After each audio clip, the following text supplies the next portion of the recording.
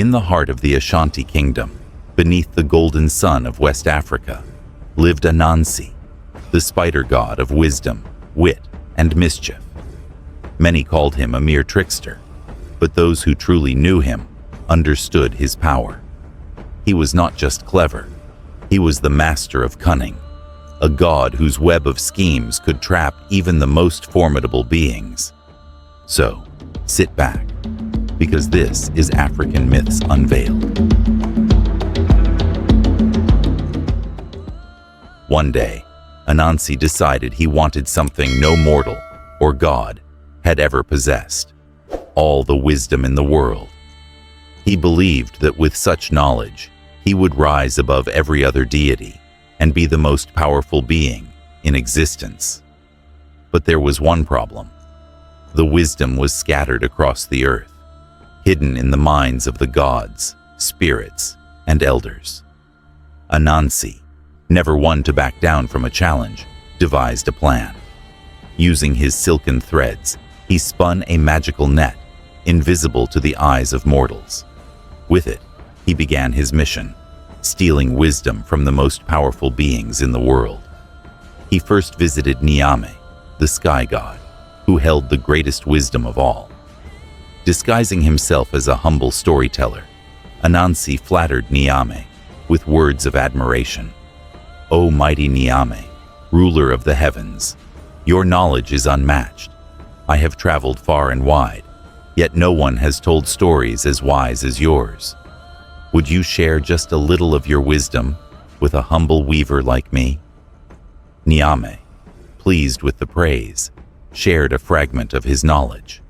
But what he did not know was that Anansi's magical net had already stolen the rest.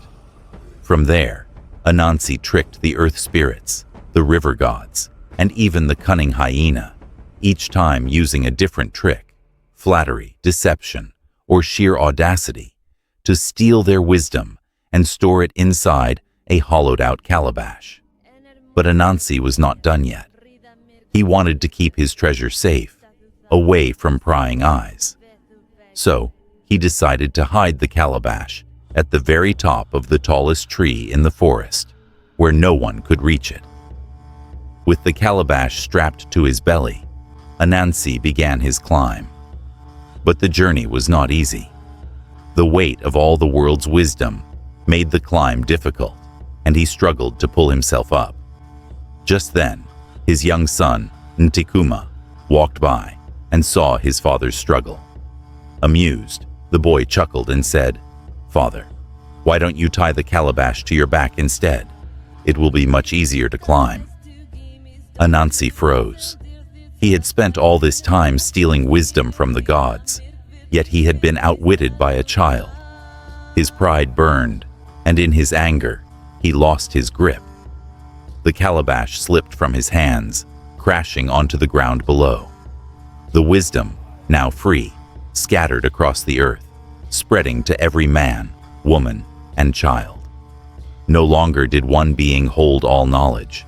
Instead, wisdom belonged to the world. And so, Anansi's greatest trick became his greatest mistake. After Anansi's grand failure, he sat at the base of the mighty tree, watching as the scattered wisdom settled into the hearts and minds of mortals. He was furious. He had worked so hard, schemed so brilliantly, only to lose everything because of a single careless moment. But then, as he watched, he realized something peculiar. The people did not hoard the wisdom as he had planned to. Instead, they shared it, passing knowledge from one to another through stories, songs, and proverbs. Even the smallest child now carried a piece of what Anansi had once owned entirely. This gave him an idea. If he could no longer own wisdom, then he would do the next best thing: control its flow. And so, he set his next scheme in motion. That evening, Anansi spun a grand web stretching across the sky, connecting the village to the heavens.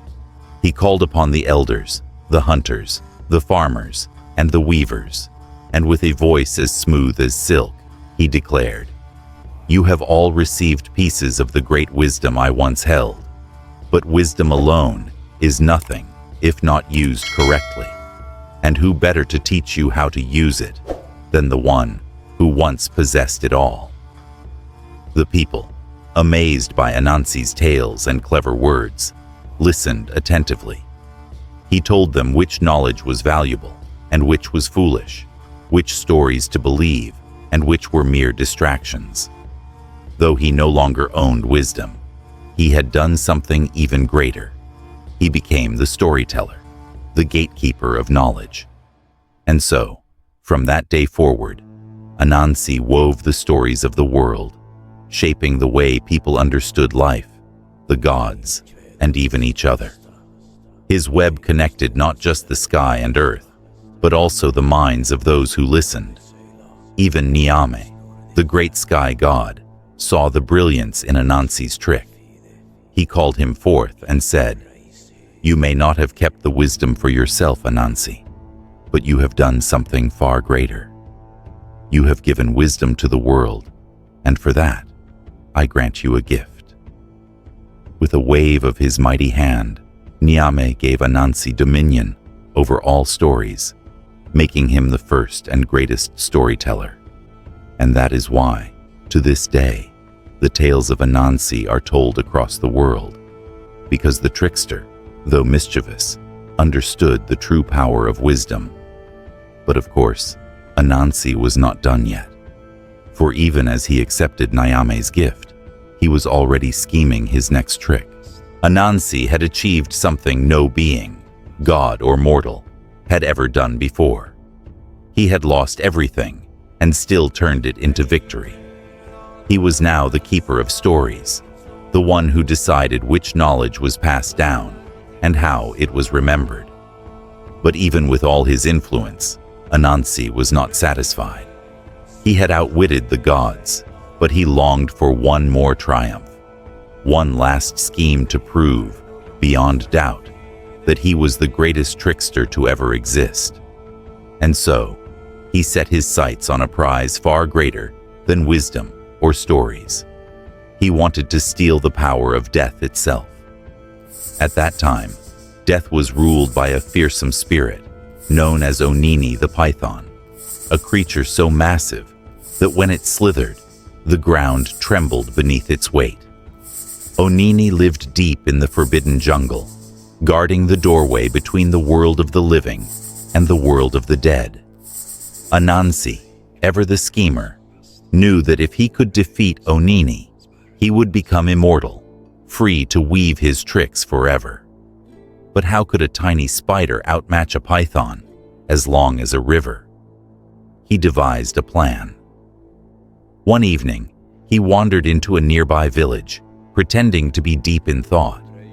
He muttered to himself just loud enough for the villagers to hear. "No, no. Surely a snake cannot be longer than a palm tree.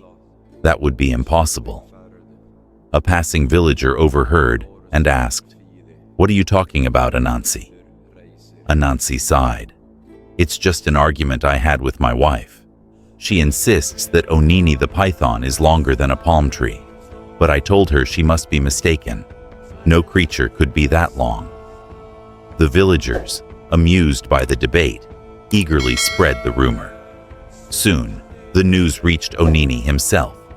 Enraged at the insult, the great python slithered out of the jungle, seeking Anansi. "You dare question my size, little spider?" Onini hissed, his golden eyes burning with fury.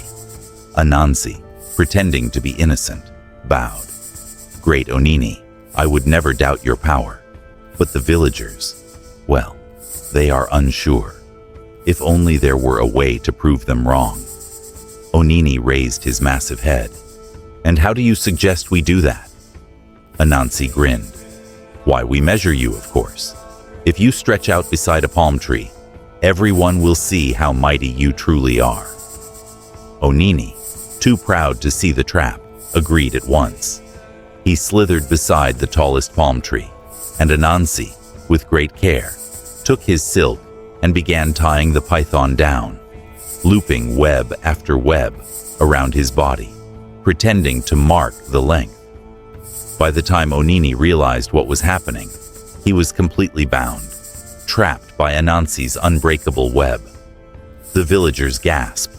The trickster had defeated Death's guardian.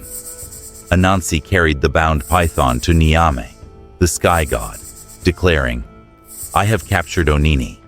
Now let me take his place and rule over life and death." But Nyame, though impressed, was not so easily tricked.